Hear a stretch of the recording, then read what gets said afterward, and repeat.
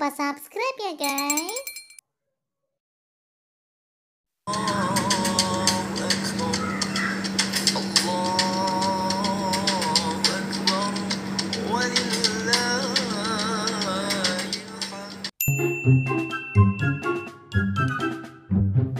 Halo teman-teman semua.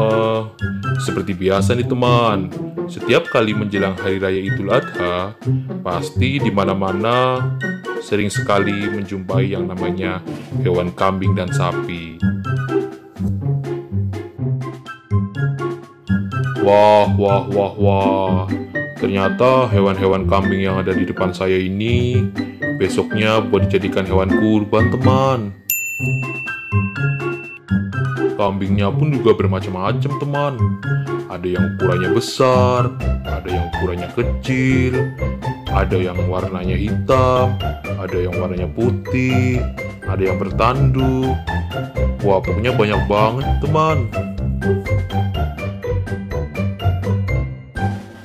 Abang mau pegang, Kambing, abang mau pegang boleh nggak nih, Bing?